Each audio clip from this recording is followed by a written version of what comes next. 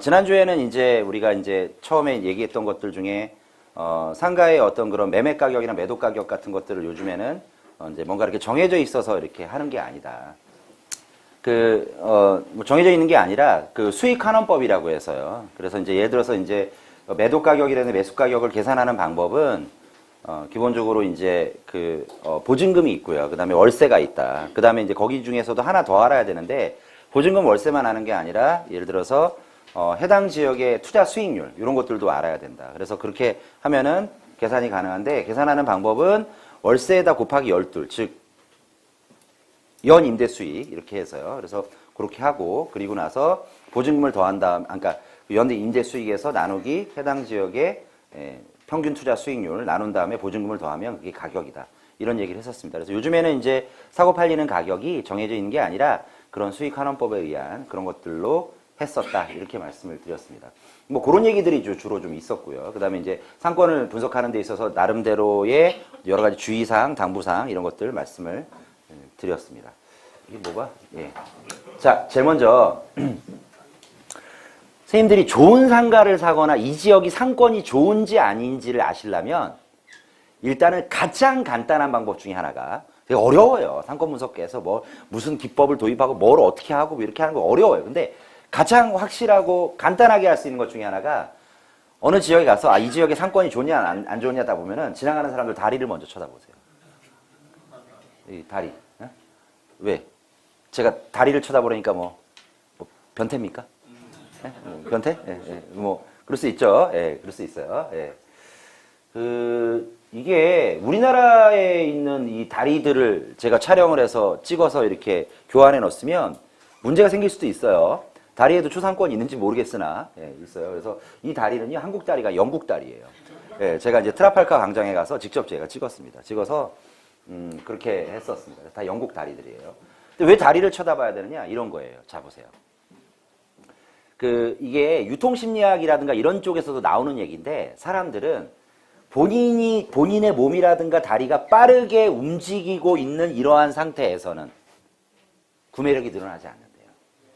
내가 빨리 움직이면은 내가 뭘 살 생각은 아니라 내가 뭔가 지하철역을 간다든가 어딘가 빨리 가서 뭔가 이렇게 어떤 일을 봐야 된다든가 이렇게 하면은 이제 당연히 어떤 그런 생각이 많지는 않잖아요. 그럼 빠르게 걸어가지고 빨리 내가 그거 해야지 이렇게 막 한단 말이에요. 근데 예를 들어서 상권이 좋은 데 가잖아요. 그러면 발걸음이 느려요.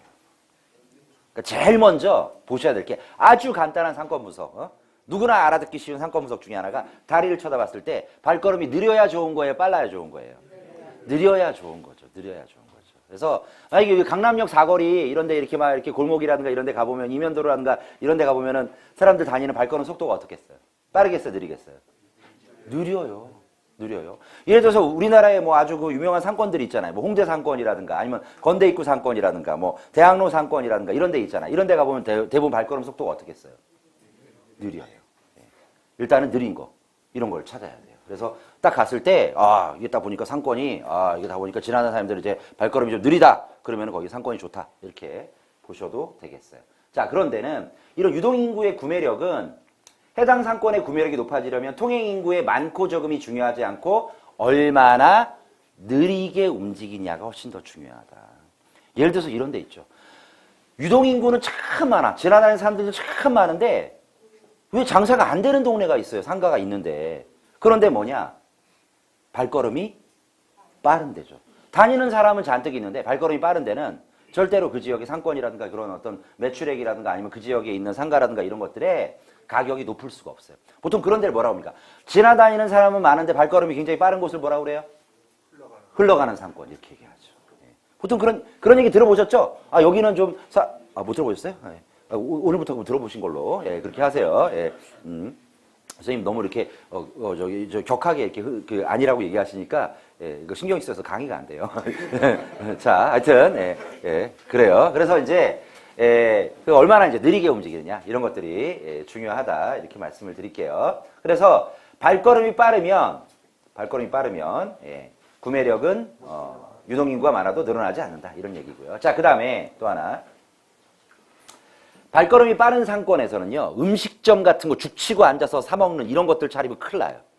그러니까 내가 임차인으로 들어와서 차리는 것도 중요한데, 나의 어떤 상가의 수익률이라든가 이런 걸 높이기 위해서는 이런데 만약에 이런 곳에 상가를 샀다가 음식점 들어오는 이런 사람들 임차인 이제 구해서 이제 드리잖아요. 나 월세 받으려고. 그러면 이 임차인 자주 바뀌어요.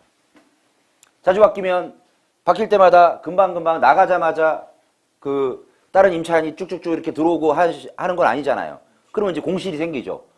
그럼 이제 공실이 생기면 이제 공실클럽에 얘기를 해야 될 수도 있죠. 그럼 이제 해결해 줄 수도 있어요.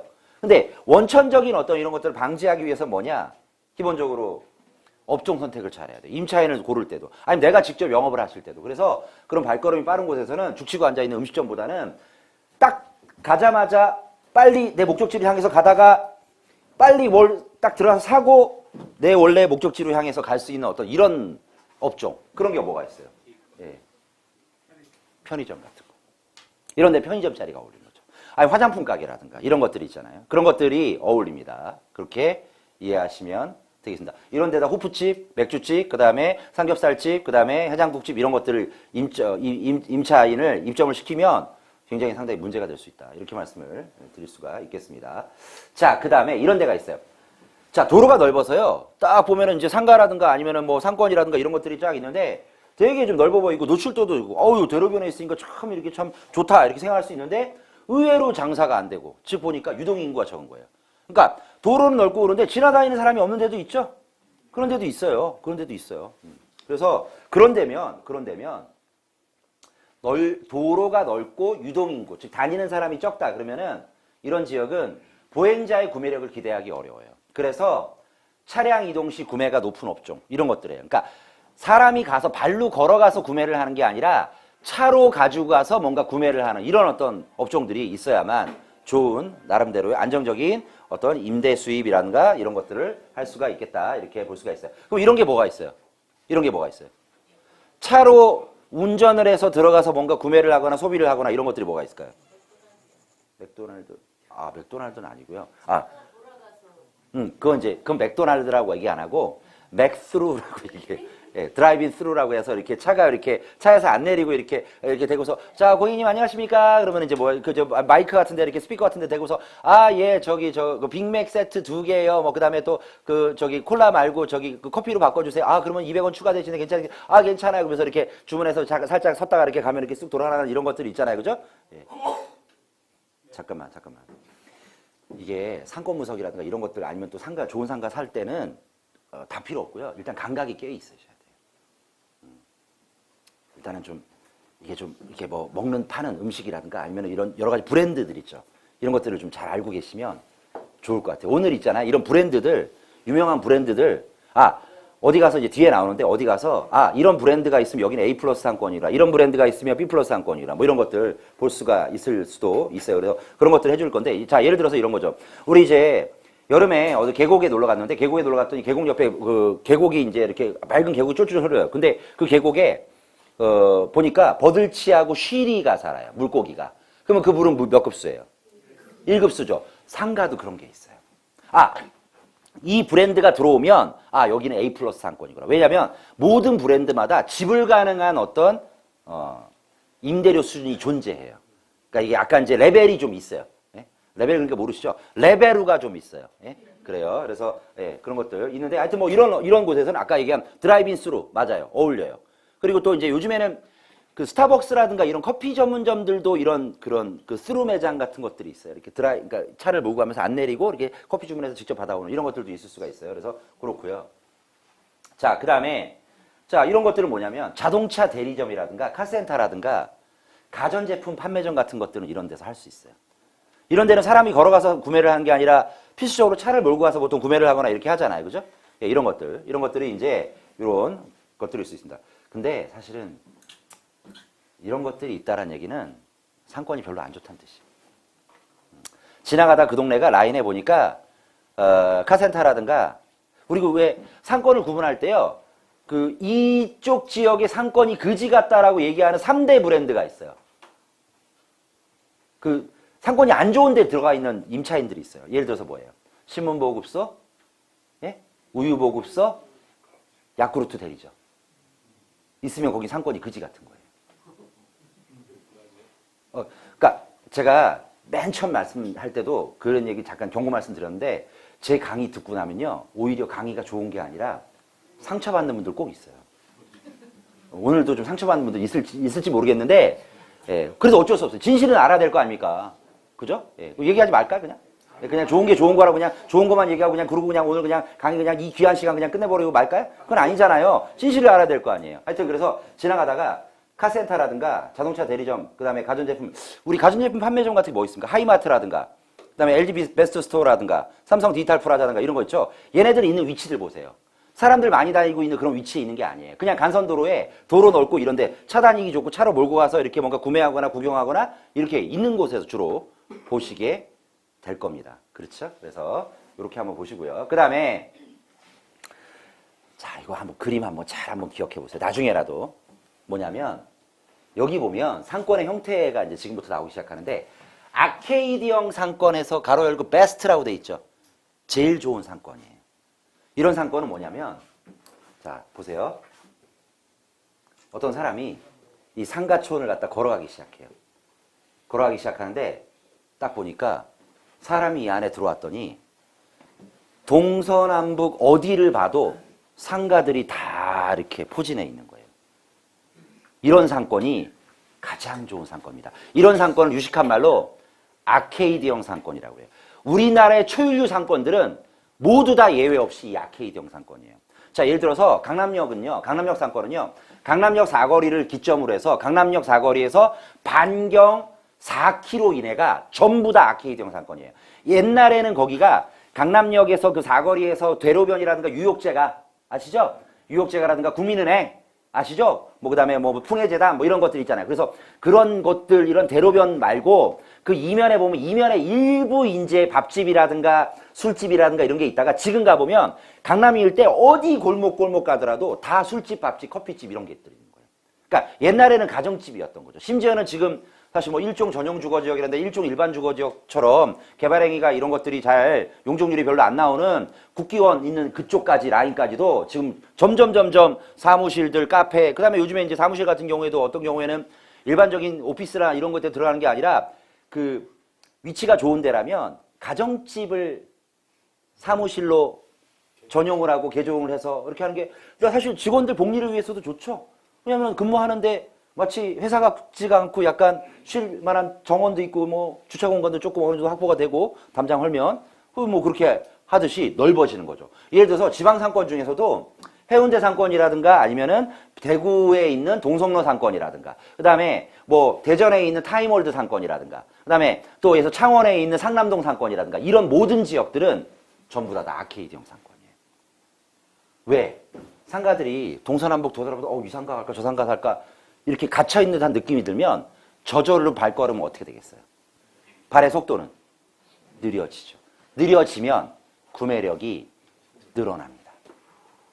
이게 아케이드형 상권. 요 그림 대충 기억 하시겠죠? 어딜 가더라도 이렇게 뭔가 상가들 속에 상가의 숲 속에 내가 갇혀있는 느낌 나는 어떤 그런 것들 이런 것들 뭐라고 한다? 아케이드형 상권이다. 이렇게 보시면 되겠습니다. 이게 제일 좋아요. 그래서 정리를 하자면 이런 거죠. 상가를 이용하는 수요자가 상권에 들어왔을 경우 동서남북 어디를 돌아봐도 상가가 있는 지역, 발걸음이 저절로 느려지는 지역이 가장 좋은 상권이다. 근데 이런 상권들은 좀 아무래도 상가 임대료라든가 그것도 아니고 매매가라든가 이런 게 비쌀 수가 있잖아요. 그죠? 그래서 뭐 이런 것들을 대안을 한번 보겠다. 그러면 이런 거예요. 자, 보세요. 자, 이건 평면형 상권. 그래서 가로 열고 굿, 좋다. 좋아요. 괜찮아요. 이런 것들도 좋습니다. 좋은데 이런 평면 상권은요 뭐냐면 이런 거예요. 사람이 이제 걸어가요. 걸어가면 보행자 전용 도로일 수도 있고 일반적인 찻길, 행길일 수도 있는데 이 길을 사이에 두고 상가들이 마주보고 있어야 돼요. 그래야 이 상권과 이 상권이 이 상권이 나름대로의 어떤 그런 시너지 효과가 있는 어떤 그런 것들이 바로 이런 평면형 상권이라고. 이런 상권도 좋습니다. 대표적인 어떤 그런 평면 상권들은 거의 대부분의 동네에 가면 다 있어요. 그래서 뭐 이렇게 가보면 이제 이제 이면도로라든가 먹자골목 있는데 예를 들어서 여기 지금 뭐 논현동에 있는 한신포차라든가 이런 지역들도 가보면 이렇게 크지 않은 어떤 그런 골목 사이를 두고서 상가들이 마주보면서 쫙 이렇게 있잖아요. 뭐 이런 식으로 돼 있는 것들이 뭐다? 평면형 상권이라고 이야기를 해요. 용어는 기억 못 찾아도 되는데 그림은 대충 이미지상으로 조금 기억해 두시면 좋을 것 같아요. 선생님들이 혹시 상가를 이미 보유하고 계시거나 소유하고 계신 선생님들도 계실 텐데 그런 경우에도 아 어떤 거에 속하는구나 이렇게 한번 생각해 보시는 것도 좋을 것 같습니다. 네? 스트리트몰도 이제 선생님들 일종의 이런 평면형 상권이라고 봐야겠죠. 그러니까 스트리트몰은 차는 안 다니는데 이제 이 스트리트몰, 보행자 전용 도로를 사이에 두고 양쪽으로 상가가 포진해 있는 거죠. 그러니까 이것도 역시 평면형 상권이라고 그러죠. 스트리트몰도. 근데 이제 이런 스트리트몰도 뒤에 나와요. 좋은 스트리트몰이 있고 안 좋은 스트리트몰이 있어요. 예. 그래요. 예. 자, 예. 하여튼 뭐 그렇게 하고요. 예. 예. 자, 넘겨보겠습니다. 그래서 정리를 하자면 상가의 이용자가 도로 또는 보행자 전용 도로에 접한 상가를 양쪽으로 보면서 통과가 가능한 곳. 이런 데를 뭐라고 그런다? 평면형 상권이라고 이야기를 하고 이런 곳들도 상권이 괜찮다, 좋다 이렇게 하는데 그러면 상가가 다 좋냐? 안 좋은 것도 있죠? 있어요. 자, 한번 볼게요. 어떤 거냐면 이런 겁니다. 이렇게 생긴 거예요. 이렇게 생긴 걸 뭐라고 하냐? 직선형 상권이라고 그래. bad, 나쁘다. 안 좋아요. 안 좋아요. 그런데 이런 배드. 근데 이거 뭐냐면 이런 거죠. 사람이 이런 도로를 따라서 보행을 하고 있는데 상가가 이쪽 한쪽만 상가가 존재하는 거예요. 길 건너편은 아파트 울타리라든가 담장, 화단, 공원 담장이라든가 관공서 담장이라든가 전철 철도 담장, 학교 담장. 뭐 제가 경매도 다른 데서 가르치니까 보면 전에 한번 경매 나온 어떤 상가가 있었는데 인천인데요. 인천에 어떤 이런 상가가 있어요. 괜찮아 보여요. 도로변에 접해 있고 좀 뭐 약간 좀 뭐 또 가시적인 어떤 광고 효과라든가 이런 것도 괜찮아요. 근데 건너편이 구치소 담벼락이에요. 이러면 안 되는 거죠. 제가 주로 가장 강의를 많이 하는 곳은 은행이라든가 증권사 쪽, 그리고 학교 쪽이 강의가 제일 많은데, 은행 쪽에 이제 금융연수원이라든가 이런 데서 강의를 하잖아요. 그러면 그 은행에 다니시는 분들이 자기 직업이 영원한 직업은 아니지 않습니까? 그럼 지점장 하시다가 오래되면 은퇴를 하시잖아요. 은퇴를 하고 나서 퇴직금 뭐 한 얼마 받아서 나와서 이제 뭔가 점포를 차린다든가 가게를 하신다든가 이렇게 하시는 분들 계실 거예요. 근데 하시다가 2, 3년도 안 돼서 자기 퇴직금 다 날려먹었다. 그러면 그분이 어디에서 일을 하시고 어디에서 샵을 내셨나? 주소, 집원을 달라. 그러면 이제 네이버 지도라든가 다음 지도 같은데 이렇게 집원 찍으면 바로 위치가 뜨거든요. 근데 하다가 잘 안 됐습니다 라고 하는데 딱 보면 대부분 이런 상권이에요. 틀림없어. 틀림없어요. 자, 나 이번에 나 지금 아파트 단지 그 2000세대 되는 아파트 단지 있잖아요. 그 단지 앞에 나 이번에 저기 상가 하나 샀어. 아니면 나 거기서 상가에서 나 지금 이번에 새로 무슨 뭐 밥집을 하나 했어. 많이 놀러 와. 이렇게 해요. 예. 그런데 그러세요. 그러면은 아파트 단지 앞이니까 2000세대 되니까 기본적인 수요는 있겠네. 해서 괜찮은데 했는갑다. 괜찮은 어떤 곳에 또 구매를 했는갑다. 샀는갑다. 이렇게 했는데 가서 보니까 아파트 단지 앞은 맞아. 근데 아파트 단지 앞에 좋은 상가는 기본적으로 정문이 됐든 후문이 됐든 나오는 단지 입구에 가까이 있어야 되지, 단지 앞이라고 해서 길 건너가 화단이면 게임 끝납니다. 제가 지금 말씀드린 것은 오늘 전체적으로 얘기할 선생님들, 어떤 선생님들한테 가슴이 아프게 할 10%도 얘기 안 했어요, 지금. 그래요. 10%도 얘기 안 했어요. 자, 그런 거예요. 자, 한번 볼까요? 그래서 요렇게, 요거 직선형 상권이 어떤 건지 대충 이해가 가시지요? 예, 그렇습니다. 자, 그 다음에 또 있어요. 상가가 직결되어 있다는 인상을 주지 못하고 한점 명만 상가들이 모여있는 상권을 직선형 상권이라고 하는데 가장 바람직하지 못하다. 이렇게 보는 거예요. 강남 지역 또는 이런 지역이라고 해서 직선형 상권이 없는 줄 아십니까? 많습니다. 제가 보기엔. 그렇죠? 자, 또 넘어가도록 하겠습니다. 자, 근데요. 자, 예를 들어서 평면형 상권으로 오해하기 쉬운 상권이 있는데 뭐냐면 이런 거예요. 자, 도로를 사이에 두고 보행자가 돌아왔을 때 사이에 두고 아이고 이게 좀 자꾸 제가 익숙치 못합니다. 예, 사이에 두고 상가들이 마주보고 있어요. 마주보고 있어요. 그러면 이제 마주보고 있으면 우리 아까 무슨 상권이라고 그랬습니까? 혹시 굿이라고 했던 평면형 상권이라고 그랬잖아요. 그럼 마주보고 있으니까 평면형 상권 같아. 근데 알고 보니까 이것도 이 도로의 폭이 웬만해야 돼.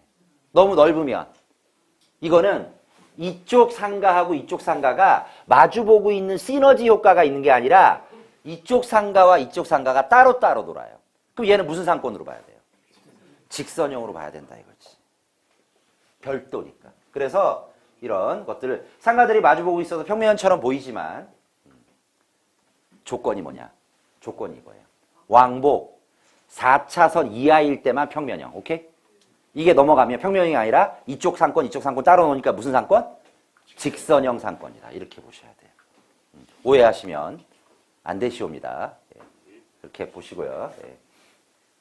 자, 그 다음에 그래서 이제 정리를 하자면 상가가 마주보고 있는 상권이라도 그 왜 우리 가끔 강남역이라든가 이런 데는 아니겠지만 어느 지역에 지하철역 출구를 나왔는데 지하철역 앞에가 되게 상권이라든가 이런 게 좋을 가능성이 많잖아요. 당연히 접근성이라든가 이런 것들이. 지하철역이 최고의 소위 말하는 중심지 역할을 하는 거니까. 근데 역 출구 나왔는데 의외로 썰렁한 데 되게 많아요. 그런데 역 출구 나와서 동네 안에 딱 들어가려고 하다가 보니까 이면도로에 왜 먹자골목이 번성하고 그렇게 돼 있는 게 있는데 이거는 뭐냐면 도로의 폭 때문이에요. 너무 넓어도 안 되는 거예요. 그러면 각자 따로 논다. 물론 강남역처럼 우리나라 최고의 인류 상권이라면 도로가 넓든 말든 지들 블럭마다 다 각각 먹고 살 수 있는 별도의 상권들이 그냥 덩어리처럼 크게 있지만 일반적으로는 그러하다 이렇게 말씀을 드리고 싶습니다. 네. 자, 그 다음에 이런 게 있어요. 만약에 아까 소비자의 발걸음이 빠른 지역이라서 장사가 잘 안 되잖아요. 그러면 인위적으로 소비자의 발걸음을 늦춰서 구매력을 높이는 방법이 있어요. 이런 것들을 적용한 데가 있습니다. 어디냐? 이런 데예요. 여기가 어디냐면요.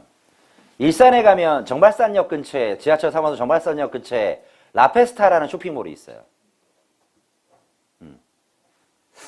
이거 차 안 다니는 보행자 전용 도로예요.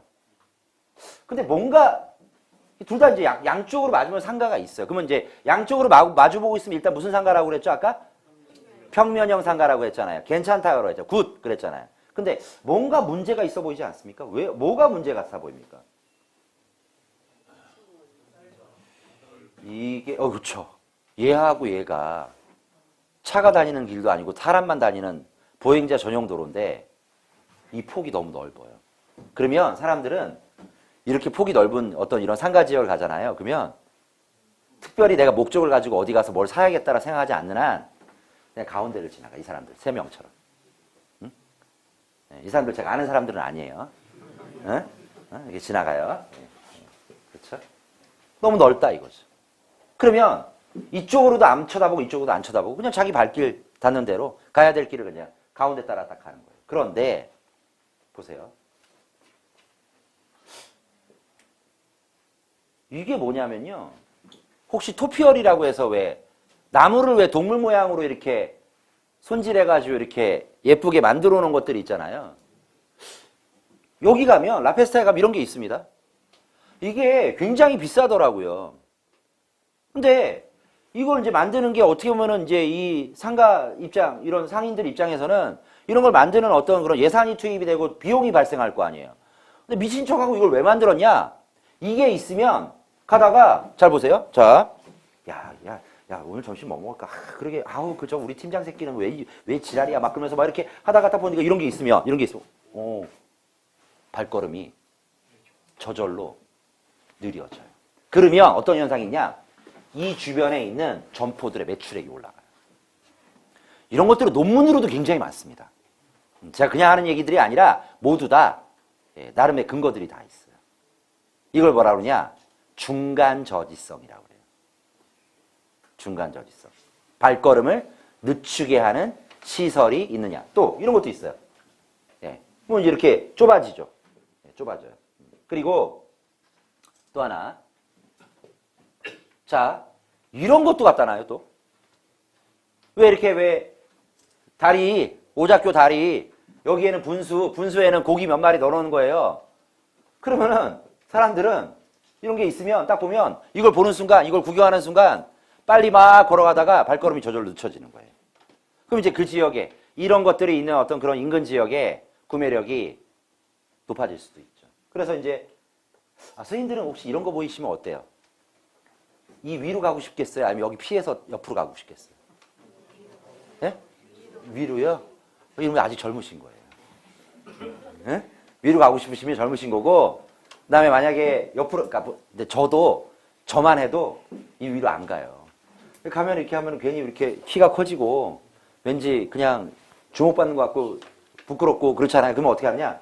옆으로 가죠? 여기로 안 가고 옆으로 가잖아요. 그러면 이쪽 상가하고 가까워지네요? 이해 가세요? 무슨 얘기인지? 그런 효과가 있잖아요. 일부러 갖다 놓은 거예요. 네. 돈 들여서. 자, 그 다음에 또 하나는 뭐냐면, 이 일산에 있는 라페스타 몰 그 건너편에요. 광장 건너편에 이 라페스타를 건설했던 시행사가 또 다른 어떤 그런 쇼핑몰을 또 하나 개발을 했습니다. 그걸 뭐라고 하냐? 웨스턴 돔이라고 그래요. 나중에 지었긴 했어요. 근데 얘네들은 어떻게 했냐? 라페스타에서 너무 이렇게 상가의 폭이 넓었다라는 반성하에 새롭게 조성하는 상가를 어떻게 했냐? 아예 여기도 이쪽 상가와 이쪽 상가가 많이 넓어요. 근데 어떻게 했냐? 넓으니까 아까 왜 발걸음 늦추기 위해서 이상한 뭐 어떤 시설들 같은 거 이렇게 간단하게 이렇게 만들어서 했다고 그랬잖아요.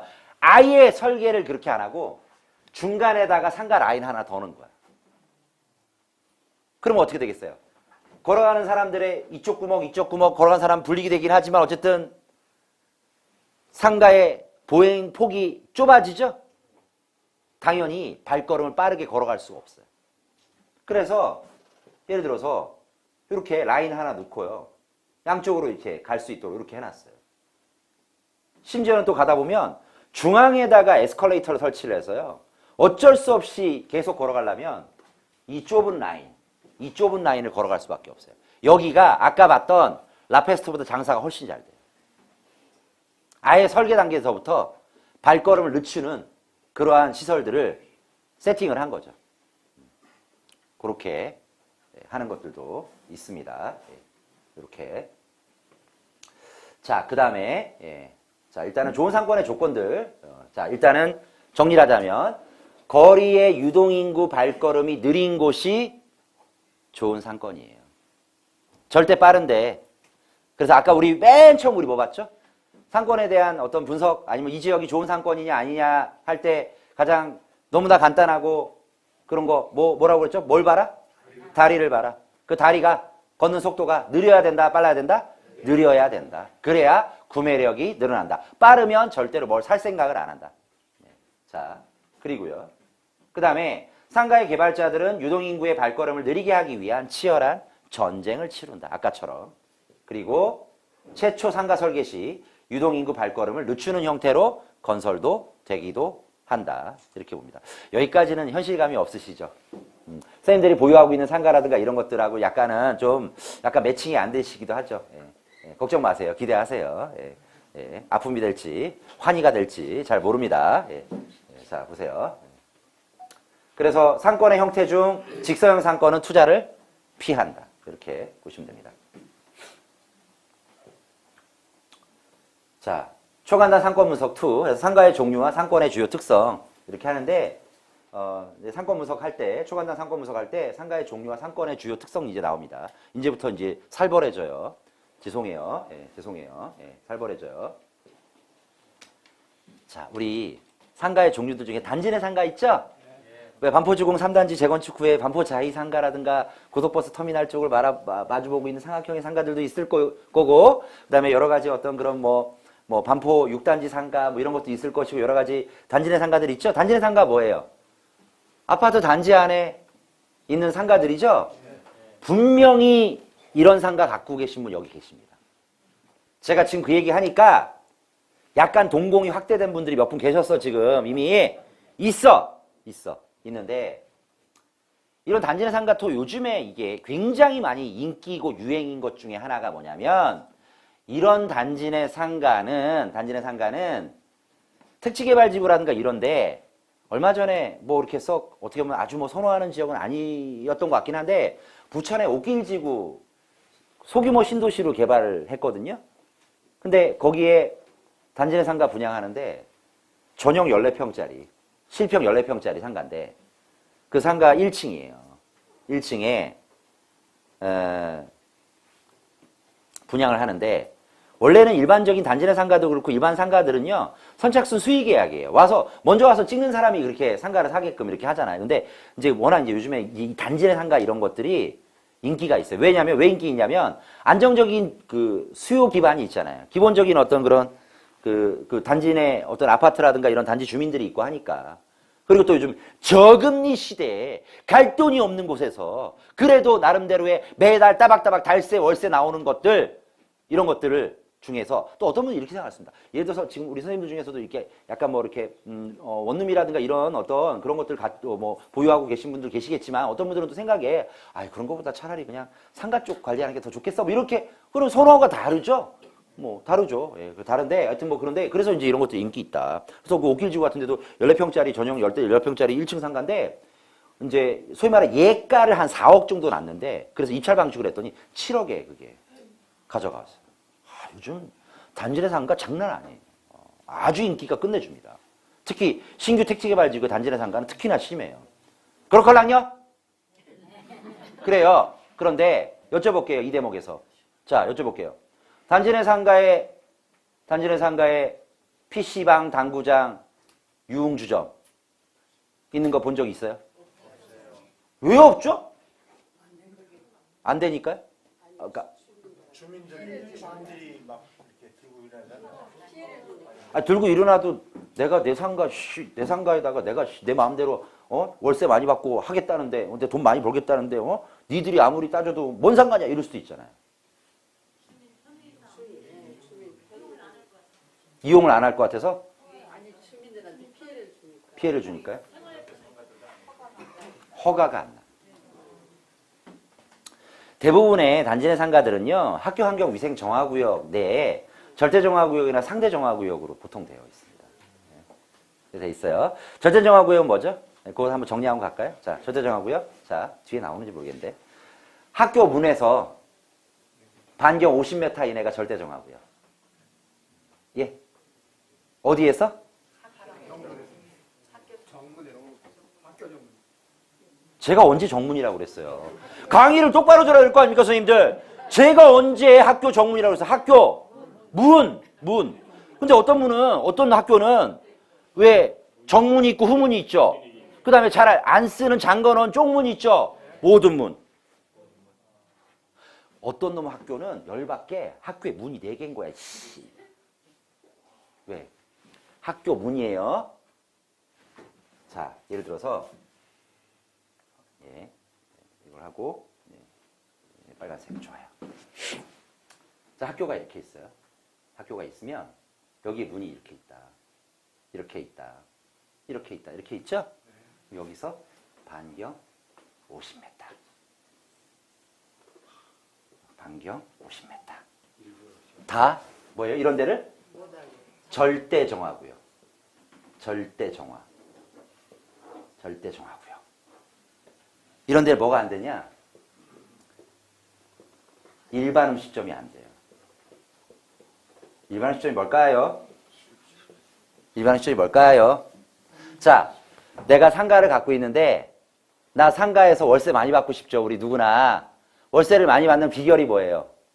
월세를 많이 내는 임차인이 들어와야죠.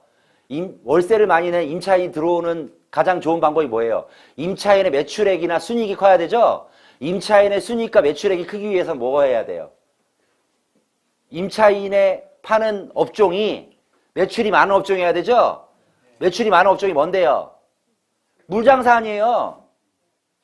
왜 이러세요? 맞잖아요. 술 한잔 해. 그거 안주에다가 술값에다 요즘 술값도 오르고 그러잖아요. 소주값, 맥주값 이렇게 해야 될 거 아니에요. 그렇잖아요. 그게 임대료를 많이 받는 조건 아닙니까? 그러면 예를 들어서 여기가 보니까 학교 앞이긴 하지만 그래도 이제 여기다가 이렇게 물장사, 술장사 하는 임차인이 들어오면은 세를 좀 많이 내고 장사도 잘 되고 해서 잘 될 것 같으면 임대료를 많이 받는 거 아닙니까? 그래서 매년 그래도 왜 상가 임대차 계약에 의해서 소위 말하는 임대인의 어떤 그런 계약 갱신권 있잖아요. 1년에 상가 건물 임대차 보호법상의 소위 말해서 환산보증금 이내 금액이면 그거 같은 경우는 매년 9%씩 올릴 수 있거든요. 임대료를. 예? 근데 9%씩 올렸더니 나간대. 장사가 안 된다고. 근데 9%씩 올려도 계속 장사할 수 있는 사람들 어떤 사람들이 매출액이 큰 사람들일 거 아니에요. 근데 문제는 일반의 시점 뭐예요? 이거 술을 못 팔죠. 이 절대정화구역 내에서는 휴게 음식점밖에 안 되죠. 휴게 음식점이 뭐예요? 김밥. 뭐 이렇게 뭐 슈퍼마켓, 편의점, 문구점. 어떤 분은 자기 집이 너무 좋다는 거야.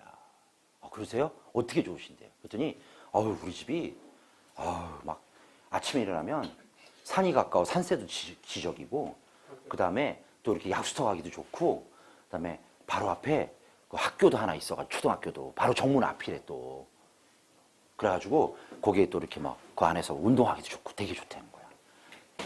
좋긴 개뿔이 좋기는 개뿔이 에? 그런 거 아니에요. 에? 죄송해요, 선생님. 그러니까 저는 이제 주거 가치가 아니라 개발 가치, 돈의 가치. 제가 그렇게 물들었고 때가 묻었나 봐요. 죄송해요.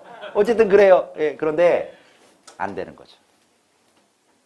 모든 문 앞에서 반경 50m 이내는 절대 정하고요. 자, 근데 여기서 말하는 학교는 무슨 학교예요?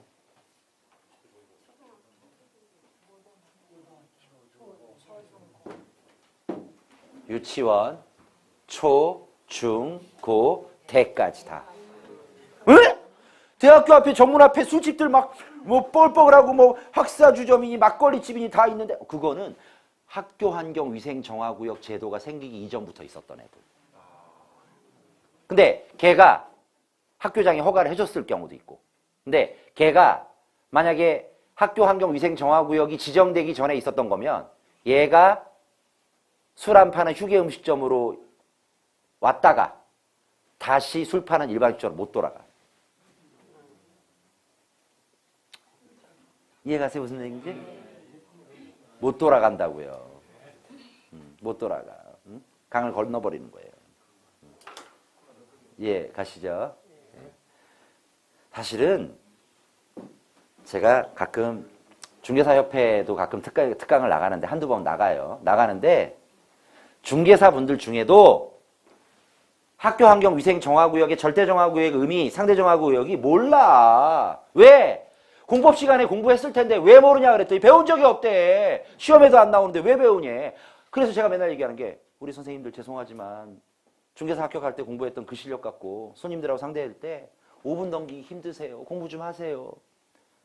난 합격했으니까 다 한다고 착각하지 마세요. 이런 얘기 꼭 해요. 일반적인 투자자들은 마찬가지예요. 선생님들도 마찬가지예요. 공부 계속 해야 돼. 우리가 공부라는 게 이제 평생 돌아가실 때까지 해야 되는 게 공부예요. 놀면 뭐예요? 공부를 하고 앉았지. 피가 되고 살이 되고. 어떤 분들은 공부를 하면 이게 떡이 나오냐, 무슨 땅이 나오냐, 아니면 무슨 뭐 밥이 나오냐. 밥 나오고 땅 나오고 떡 나오는 거 맞아요. 맞아요. 맞다니까요. 예. 자, 그래서 그 다음에 절대정화, 그러니까 상대정화구역이라고 있죠. 정화구역은 절대정화구역이 상대정화구역이 있어요. 그건 뭐냐? 학교 담벼락에서, 학교 경계선에서 200m까지. 그래서 이렇게 더 크죠? 범위가. 이해가시죠? 200m까지. 여기는 상대정화구역. 상대정화구역에서 안 되는 게 뭐예요? 모텔 안 되고 유흥주점이 안 돼요. 오락실 같은 거 안 되고. 잠깐만. 그럼 이제 유흥주점 안 들으면 될 거 아니야? 선생님도 가끔 우리 왜 저희 그 회식하거나 아니면 또 이렇게 약간 모임이 있거나 했을 때 1차 하고 가끔 노래방 가실 때 있나요? 그러세요? 노래방은 노래방 업이죠? 근데 노래방 갔을 때 보통 맥주 시키지 않으세요? 안 팔면 안 가죠? 노래방에 하는데 맥주를 안 팔면 안 가잖아요. 원래는 안 되게 돼 있죠? 되게 돼 있어요. 어떻게 되느냐? 명칭이 갔더니 노래방은 노래방이어야 돼요. 근데 갔더니 노래 바가 있어. 노래바. 어? 이게 뭐예요? 유흥주점이에요. 노래바, 유흥주점, 단란주점. 이해 가세요? 노래바. 그다음에 또 요즘에 이제 보면은 보면은 이런 것도 있잖아요, 선생님들. 뭐냐면 노래 해놓고 이 비읍까지 바까지는 괜찮은데 노래 밤이 있어요. 노래 밤. 근데 이게 이 미음자를 최대한 이음자 비슷하게 쓰는 거야. 여기는 뭐예요? 이거는 노래방이 아니라 유흥주점이에요.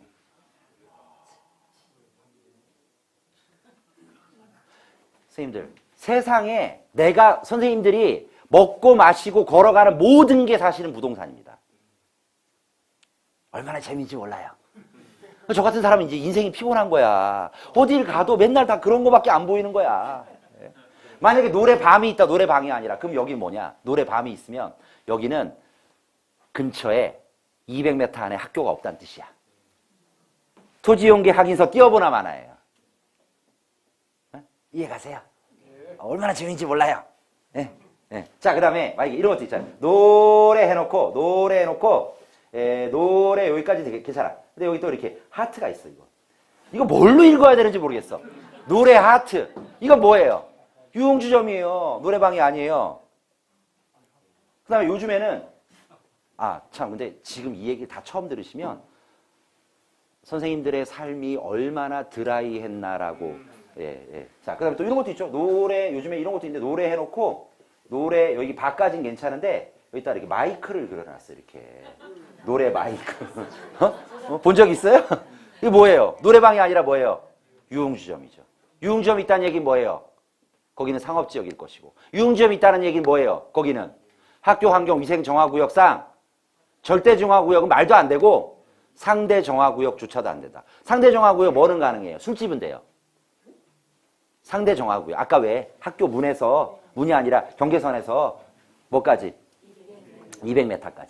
그러니까 50m 안에는 다 안 되고 200m까지는 술집은 되고. 그러니까 왜 호프집, 감자탕집, 삼겹살집, 해장국집 이런 건 되고, 뭐 이런 건 되고, 한신포차 이런 건 되고. 근데 이제 뭐는 안 되냐? 이런 이제 유흥 이쪽은 안 되죠. 그렇게 보시면 되겠어요. 근데 아까 여기서 말하는 학교가 초, 중, 고, 대 그랬죠? 유치원도 해당이에요? 무슨 얘기하면 선생님들 살고 있는 동네에 내가 주택이라든가 혹시 나중에 상가로 한번 바꿔볼까 생각하고 있는데 그 동네 근처에 유치원 들어온다 그러면 환영할 일이에요. 쌍수를 들고 말려야 되는 일이에요. 말려야 되는 일이죠. 죄송하지만. 그리고 또 하나. 그러면은 뭐만 면제냐? 어린이집. 어린이집은 해당 사항 없어. 어린이집은 괜찮아. 네? 그러면 유치원 초, 중, 고, 대까지. 안 좋은 거예요. 근데 만약에 학교환경위생정화구역에 구역도면이 있다가 거기에 학교가 있는데 학교가 딴 데 이사 가면 그건 어떻게 돼요? 노나? 예, 맞습니다. 노나. 그렇죠. 예, 좋은 표현입니다. 한 수 배웠습니다. 노나는 거 맞죠. 예. 그러면 그게 없어져요. 이게 해지가 돼버려요. 그럼 이제 개발행위가 안 됐던 게 되는 거죠. 이해 가세요? 근데 단지 내 상가는 대부분이 학교환경위생정화구역에 있습니다. 왜냐면은 왜 단지 근처에 학교들이 항상 이렇게 단지 안에 있는 경우도 있고 있잖아요. 그러니까 이런 게 있을 수가 없는 거예요. 어떤 얘기인지 아시겠죠? 근데 사람이 내가 머릿속에 들어있는 정말 좋은 아이디어가 많은데 내가 그것을 하고 싶고 요렇게 하면 월세를 많이 받을 수 있을 거야. 요렇게 하면 내가 장사를 잘할 수 있을 거야. 이런 생각을 하는데 실제로 그렇게 함에 있어서 법률적으로 허용이 불가능하다면 좋은 자산 아닐 수 있죠? 그렇잖아요. 다양한 선택의 폭이 있어야 좋은 자산일 것 같잖아요. 그러면 아니잖아요. 단지 내 상가. 그리고요. 단지 내 상가의 치명타가 뭐냐면 특히 택지발지구의 단지 내 상가 같은 경우에는 분양받고요. 처음 입주할 때 단지 내 상가도 처음에 슈퍼도 들어오고 뭐 약간 좀 이렇게 약간 좀 면적이 되는 데는 뭐 예를 들어서 1층에 뭐 한 20평, 25평 정도, 30평 가까이 되면 그런 코너 자리 같은 데는 이제 좀 괜찮은 임차인이 들어옵니다. 예를 들어서 뭐 파리바게스라든가 뭐 코트로조 빵집이라든가 들어와요. 네? 들어오는데 그런 거 들어오고 그 다음에 이제 그 입주 장사를 하기 위한 부동산들도 월세를 세게 내고 들어와요. 약국 같은 거 하나 들어오고 2층에는 병원, 학원 같은 거 들어옵니다. 그 다음에 또 뭐 예를 들어서 무슨 뭐 김밥집 같은 거, 바르다 김 선생이라든가, 뭐 그 다음에 또 밥풀이라든가 뭐 이런 것들 들어옵니다. 찰스 김밥이라든가, 프리미엄 김밥 브랜드 들어와요. 그리고 이제 뭐 이런저런 것들 들어오는데, 분양을 받고서 뭐 수익률이 괜찮아서 갖고 있었는데, 한 2년 지나니까요, 임차인들이 월세를 연체를 하기 시작해요. 그래서 왜 연체하냐? 여태까지 잘하다가. 그랬더니 장사가 안 된대. 왜 안 되냐? 그랬더니 몰랐니? 뭐를? 그랬더니 저기 모르셨냐고, 전번에 저쪽에 한 여기서 한 800m, 900m 되는 자리에 중심상업지역에 상가들을 분양하기 시작하니까, 그쪽이 지금 상가들이 들어오니까 단지 내에 있는 상가들에 가서 뭐 이렇게 소비를 안 한다. 그래서 손님이 좀 전에보다 뜸하다. 막강한 경쟁 상대가 있는데 여기가 장사가 되겠냐 그러는 거예요. 그것도 몰랐냐 이런 거예요. 그러더니 나중에 임대차 기간이 만료가 되니까 나간다는 거야. 이 임대료 내가 좀 도저히 장사를 할 수 없다는 거야. 보냈어. 어떻게 나간다니까 어떻게 할 수 없잖아. 그래서 나가고 나서 그러면 공실이 나니까 거기다가 새로운 어떤 임차인을 넣으려고 하니까 없는 거야. 왜? 내가 예를 들어서 월세를 250만 원 받았는데 250만 원 딱 부르니까 들어올 사람이 없는 거야. 그래서 인근에 있는 중개사님들한테 물어봤어. 물어봐가지고 이거를 250만 원 받았는데 이거 안 됩니까? 그랬더니 모르셨냐고. 170 정도 돼야 들어올 사람이 있다. 예? 월세가 그럼 80만 원에 까졌단 말입니까? 현실을 받아들이시래. 그리고 나서 딱 하나. 그로부터 1년이 딱 더 지나잖아요. 택지개발지구 같은데. 그러면 거기서 한 1km에서 1.5km 전방에 이마트라든가 홈플러스 하나 들어오면 작살납니다.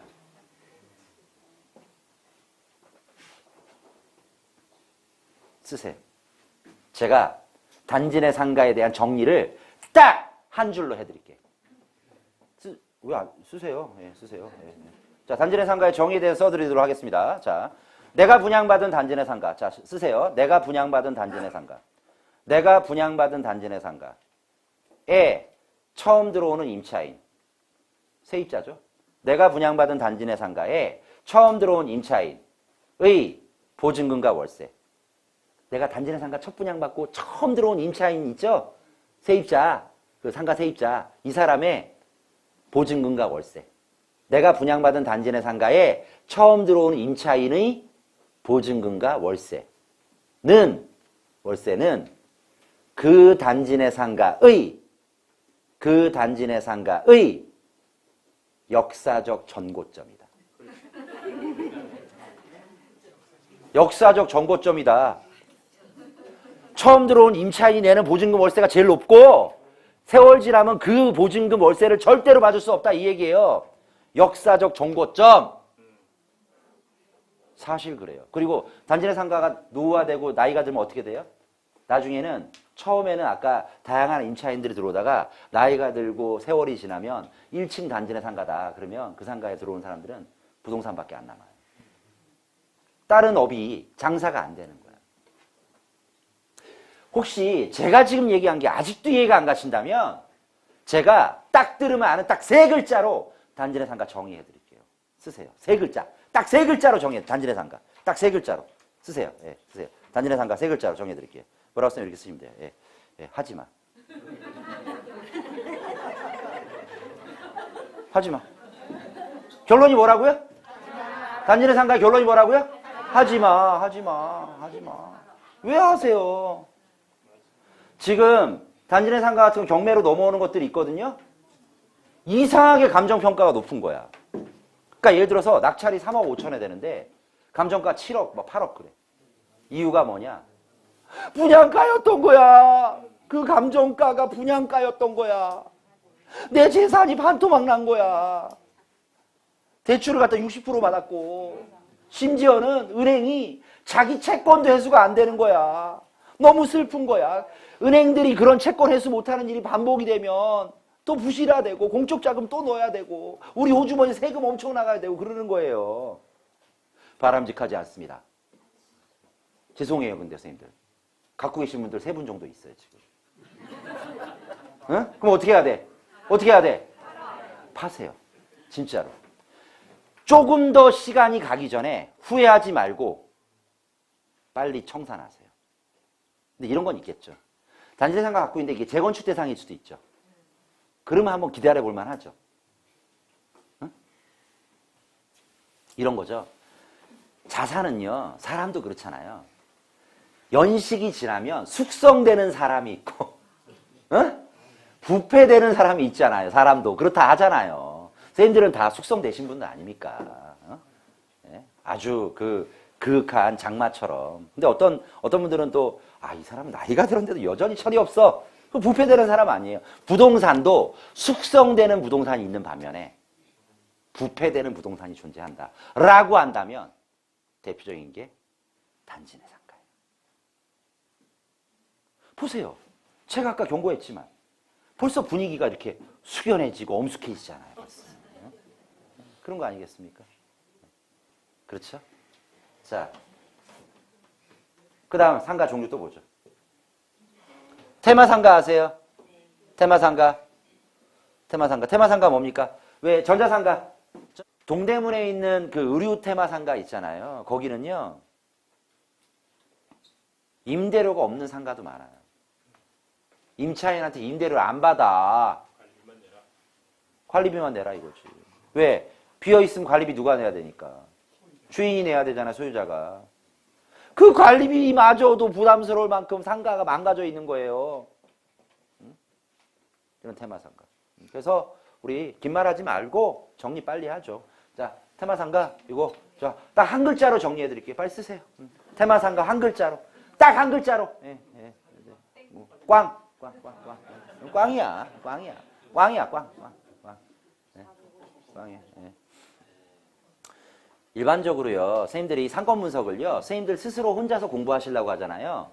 책도 되게 많이 읽어야 돼요. 경험도 되게 많아야 돼요.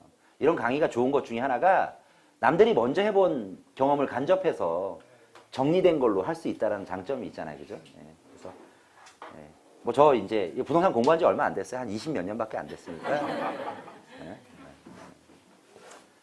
자, 그 다음에 주상복합 상가도 있죠. 얘는 어떠냐 이거죠. 이 주상복합 상가의 이 단점 중에 하나, 분양가가 되게 비싸서 수익률 맞추기가 힘든데, 자, 예를 들어서 들어보세요. 주상복합 상가들은 뭐예요? 일반적으로 형태가 1층부터 3층이나 5층까지는 상가들이죠. 그리고 이제 그 상층부터는 주상복합 아파트죠. 오피스텔도 있고, 아파트도 있고, 뭐 그런데 보통 주상복합들은 보통 뭐 40층, 50층 뭐 이렇게 초고층이죠. 그렇게 초고층은 지금 이 집처럼, 이 건물처럼 콘크리트 건물로 못 지어요. 이걸 뭐라고 하냐? 건축 구조를, 이거는 제가 보기엔 뭐 이런 기둥 같은 거 이렇게 보면은 저 뒤에 시계 걸려 있는 저 기둥 있죠? 저 기둥이 내력 기둥. 그러니까 이걸 리모델링 한다고 저걸 커팅해 버리면 이 건물은 무너지는 거 이해 가세요? 이런 건 이제 커팅 못 하는 거예요. 그런데 이런 걸 내력 기둥 뭐 이렇게 하는데, 근데 저거를 이제 까보잖아요. 그럼 까보면 뭐 나무가 줄러 쌓여 있고, 그다음에 나무가 그 빼면 거기에 이제 시멘트, 회색에 그 회색을 또 잘라보면 그 안에 철근들이 심겨져 있고, 그리고 나서 이제 그 철근을 갖다가 이제 하고 나서 그 다음에 여기 이제 거푸집을 쌓죠. 그걸 형틀이라고 그래. 형틀. 폼이라고도 하고, 뭐 깽폼, 1호 폼. 그리고 한 다음에 거기다 레미콘을 부어요. 자갈 섞인 모르타르 하고요. 함께. 그러면 이제 걔가 굳어요. 그러면은 2개월, 그러니까 2주면은 양생 기간을 거칩니다. 양생 기간이 끝나면 이제 다 굳으니까 이제 폼을 띄워내면 이제 기둥 하나 서 있고 슬라브 하나 서 있고 바닥 하나 서 있는 거예요. 그렇게 하거든요. 근데 이런 주상복합 초고층 건물들은 그렇게 못 지어요. 주상복합 아파트들이 일반 아파트보다 분양가 비쌀 수밖에 없는 게, 일단 비용 구조가 상당히 고비용 구조예요. 이해 가세요? 그리고 아무래도 고층이니까 일반 아파트 지을 때보다 내진 강도가 더 세죠. 이해 가세요? 아무래도 높으니까. 그런데 그러다 보니까 건축비가 비싸요. 그래서 분양가 비싼데, 아무리 상층부에 있는 주상복합 아파트의 분양가를 비싸게 한다 한들 해도 인근에 있는 어떤 다른 아파트의 시세라든가 이런 것들을 개무시하면서 아파트를 분양할 수는 없어요. 그래서 할증된 건축비를 어디에다가 상당 부분을 덤태기 씌우겠습니까? 상가. 이해 가세요? 지금 동탄이라든가 이런 곳도 앞부분에 그 상업지역에 주상복합 상가들 분양했다가 최근에 스물스물 경매가 나오기 시작합니다. 근데 감정가가 7억인데요. 낙찰되는 게 4억밖에 안 돼요. 왜 그러냐? 우량한 상가들은요. 감정가 대비 100%를 넘기는 경우도 있는데 왜 그러냐? 왜? 분양가가 비쌌던 거예요. 수익률을 못 맞추는 거예요. 그러니까 우리가 수익형 자산을 사자. 앞으로 그렇게 합시다. 라고 하지만 잘 사야 돼요. 잘 사야 돼. 그러면 자 그래서 이 주상복합 상가 네 글자로 정리해 드릴게요. 네 글자로 정리하시죠. 주상복합 상가 이렇게 구구절절이 많아요. 괜찮을 수도 있는데 이게 이제 분양가가 높아서 수익률 맞추기 힘들다. 그래서 네 글자로 정리합니다. 자, 쓰세요. 자, 네 글자 쓰세요. 자 준비되셨죠? 예. 하지 말 걸. 하지 마 정도는 아니고 하지 말 걸 그랬지. 뭐 이렇게 하지 말 걸 이렇게 정리하면 되실 것 같아요. 예. 이렇게 한숨을 한숨을 쉬세요. 그러니까 혹시 가지고 계시면 청산하세요.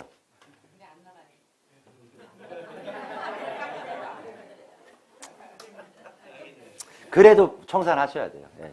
그래도 노력을 해서. 그러니까 청산하면 내가 샀던 금액보다 손해 볼 수 있죠. 우리 공부 많이 해서 이렇게 하시죠. 공부를 많이 해서, 공시클럽 도움도 받고 해서, 그 손해 본 거를 여기서 공부해서 만회하는 걸로. 왜냐면 자칫 잘못하면 시기 놓치다간 더 손해 볼 수도 있으니까. 시기 잘 생각해 보셔야 되죠. 네. 제가 얼마나 많은 분들을 하고 얘기를 해봤겠어요, 그동안. 예? 수많은 어떤 케이스들이 있었을 거 아닙니까? 예, 그쵸? 예. 그렇습니다. 하지 말걸. 예. 자, 그 다음에, 그러면은, 야, 이채 선생아, 그러면은, 단지내 상가 하지 마라, 이씨. 테마 상가 하지 마라, 주상복합 하지 마라. 그러면 뭐 해라는 얘기야, 뭐 하는 거야? 포 떼고 차 떼고 뭐 해라는 얘기야, 뭐, 이거 하면 돼, 이거. 근린상가, 이거 하시면 돼요. 아니면 통상가, 꼬마 빌딩, 이런 거 하시면 돼요. 자, 꼬마 빌딩이나 통상가는 왜 좋냐? 그때도 한번 말씀드렸을 거예요. 나 홀로 의사결정을 할 수 있는 자산은 언제나 좋은 자산이라. 근데 아까 왜, 단지내 상가 왜 101호 하나 의사결정 못 하잖아요. 그리고 또, 아까 얘기했던 테마상가, 내가 그게 테마상가라서 옷가게다 이거예요. 그러면은 거기다 옷가게 아닌 거 다른 거 못 해요. 유통상업시설로 층별로 호수별로 용도가 특정이 돼 있단 말이에요. 그런 것들 못 합니다. 나 홀라 할 수 있는 게 없어요. 근데 얘는요. 꼬마 빌딩이나 이런 것들은 여차직하면 어떻게 한대. 꼬마 빌딩이라든가 아니면은 통상가는 하다가 안 되면 내가 아예 용도를 바꾸거나 아예 그냥 아싸리 확 밀고서 새로 지을 수도 있잖아요. 근데 그런 것들은 혹시 부담이 되신다면 이런 거 구분 그린 상가 자 쓰세요. 얘네들이 어떻게 생긴 애들인지. 이름이 있어요. 얘네들은. 어떤 이름이냐? 이름이 이래요. 무슨 프라자. 건물에 이름이 있다고요. 무슨 프라자, 무슨 타운, 무슨 빌딩 이런 거 있잖아요. 이런 거. 1층에 왜 약국도 있고 초록마을도 있고 반찬가게도 있고 그 다음에 또 무슨 예를 들어서 무슨 주시 같은 것도 있고 백다방도 있고 2층에는 칭칭차이나 이런 것도 있고 이런 거 있잖아요. 그런 거 하시면 돼요. 그거 그냥 101호 세븐일레븐짜리 아니면은 바르다 김선생짜리 이런 거 그런 거. 자, 이거 정리해 드릴게요. 그리고 얘네들은 대부분 업종 제한이 없어요, 거의. 아까 얘기했잖아요. 내가 이걸 할까 저걸 할까 생각이 많은데 그게 법적으로 허용이 안 되면 별로 좋은 거 아니라고 그랬잖아요. 그렇습니다. 자, 두 글자로 정리해 드릴게요. 한 글자로 할까요? 한 글자? 예. 한 글자. 해. 해. 또 아니면 사. 그것도 괜찮고. 사, 해. 둘 중에 아무거나 한 글자로. 짧을수록 좋잖아요. 이거 하시면 돼요. 딴 거 쳐다보지 마시고 이것만 쳐다보세요.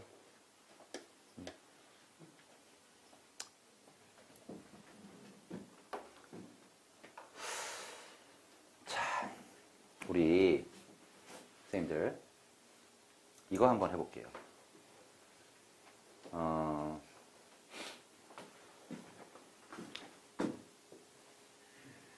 이런 구분 근린 상가들 중에 이렇게 보통 얘네들은 보통 뭐 2층에 그렇고 3층에는 뭐 병원 같은 것도 있고 4층에는 학원 있고 5층에는 고시텔이나 독서실 이런 것도 있고 뭐 이런 형태잖아요. 얘네들이 무슨 프라자.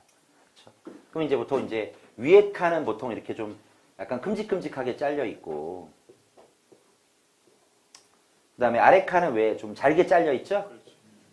이해하시죠? 어떤 건지? 네. 그래서 제가 이제부터 퀴즈를 드리겠습니다.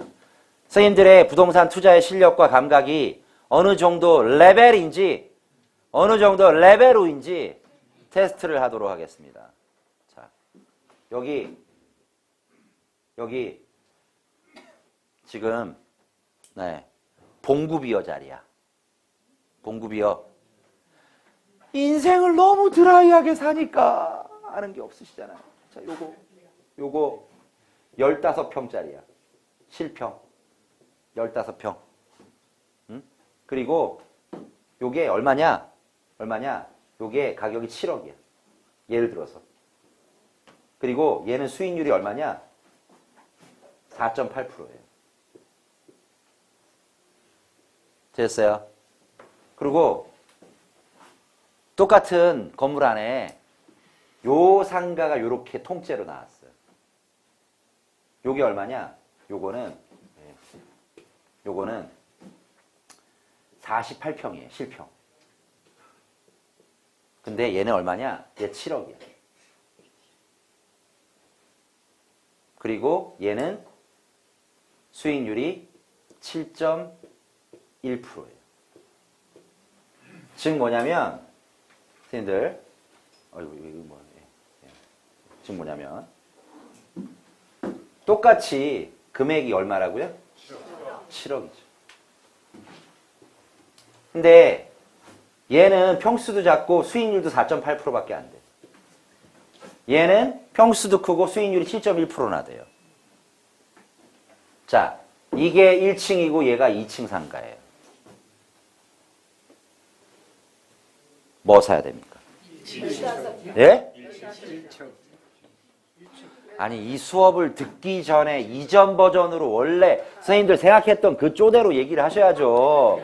배워서 이렇게 얘기하지 말고 선생님들 뭐 했어요 여태까지? 계산기 두드려 수익률 크면 글로 질렀잖아요. 원래 생각하시던 대로 원래 살아오신 그 각대로 얘기를 해주셔야 될 거 아닙니까? 뭐 사야 돼요? 2층.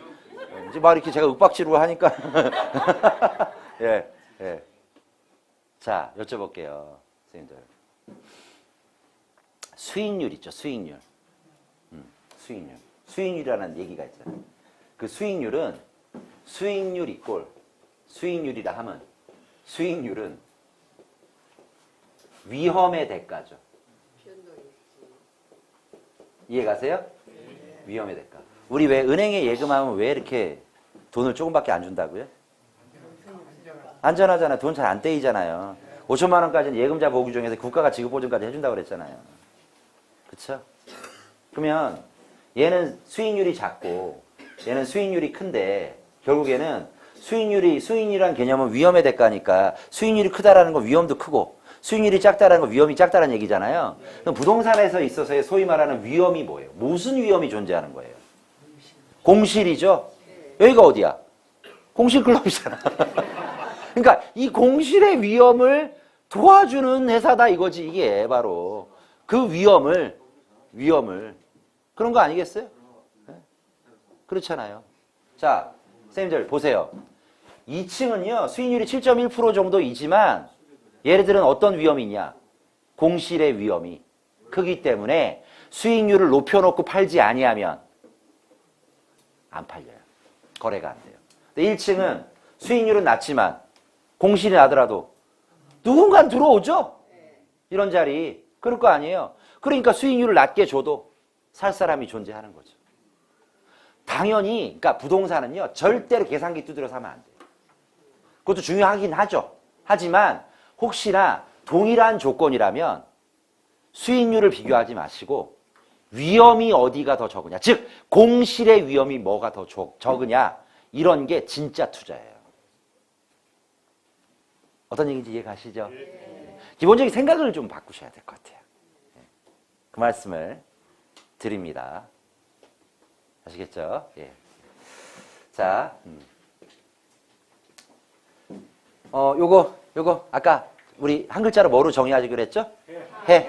사, 이렇게 하고요. 어디 지나가다가요. 혹시 상가 비율도 되게 중요합니다. 혹시 신도시 쪽이면 이게 되게 중요한데 상가 비율이 너무 높으면요 다 죽자 이거예요. 너무 경쟁이 치열하니까. 그래서 이 상가 비율은 어떻게 계산을 하냐면 이거는 계산하는 게 아니라 상가 비율은 그 시행청 홈페이지 있어요. 만약에 이거 LH에서 하는 사업지구다. 그러면 LH 홈페이지에 가보면 그 지역별 메뉴가 있습니다. 무슨 지구에서 누르면 돼요. 인터넷으로 누르면 되는데 인터넷은 꼭 하셔야 됩니다. 죄송하지만 우리 선생님들 혹시 인터넷이 익숙지 않으시면 조금 이제 손발이 더 고생할 수 있어요. 그것만 조금만 하면 좀 시간을 줄일 수가 있거든요. 근데 하여튼 잘 한번 해결해 보시고요. 그 다음에 그 메뉴를 눌러보면 무슨 지구다, 무슨 뭐 예를 들어서 뭐 다산 신도시 지구다, 뭐 거기는 이제 LH는 아니고 한데 그런 지역을 눌러보면 그 지역에 그 마스터 플랜이 나와요. 어떻게 나오냐면 이렇게 나옵니다. 총 개발 면적 몇십만 제곱미터, 아파트 용지 몇 프로 그런 게 나와 있어요. 그 홈페이지 안에. 그리고 이제 또 예를 들어서 상업 용지 몇 프로, 공원 용지 몇 프로, 학교 용지 몇 프로 이런 게 있거든요. 그때 상가 용지가 4%가 넘어가잖아요. 다 죽자란 뜻이에요. 그러니까 이런 게 좀 너무 많다 싶으면 문제가 있는 거죠. 그러니까 이런 지역은 말 그대로 진짜 초입에 맥도날드라든가 버거킹 자리 정도 빼고는 뒤쪽으로 가면 다 장사가 안 되는 거죠. 조심하셔야 됩니다. 그리고 또 하나 지나가시다가요. 노점상 하시는 그 분들 계시죠?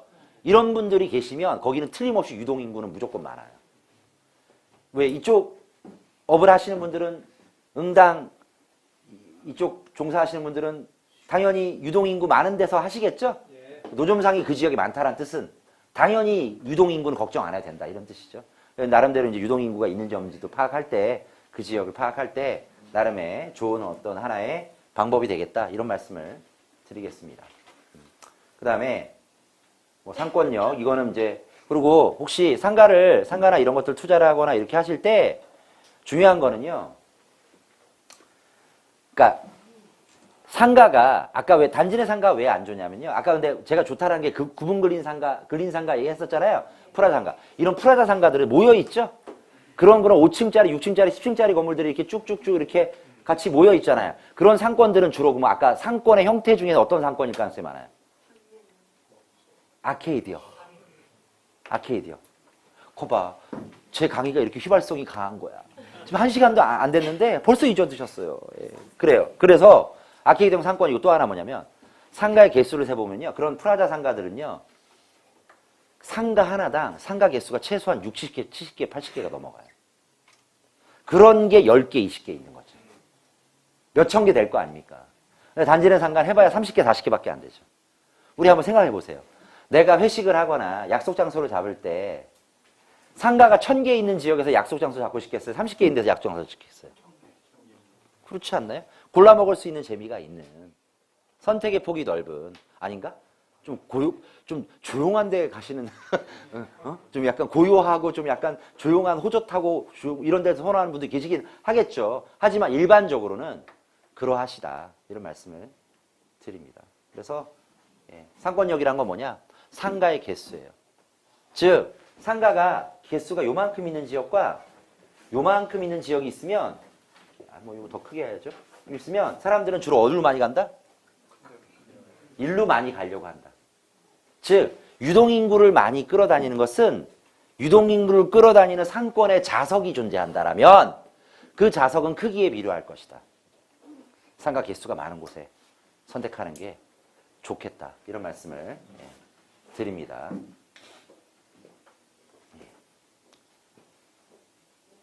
그리고 또 이거 하나 보시죠. 그 상가 내 상가든 남의 상가든 사고 싶은 거든 갖고 있는 거든 딱 볼 때 이 상가가 좋은 상가인지 아닌지 딱 보시려면 상권을 단절시키는 시설들이 중간에 껴있는지 한번 보세요. 자, 보세요. 좀 보세요. 자, 보세요. 상가가 있어요. 자, 상가, 교회, 상가. 교회에서 상권 끊깁니다. 네? 그러면 교회 이후의 상가들은 선택하면 안 돼요. 2부 리그다 이거지. 3부 리그.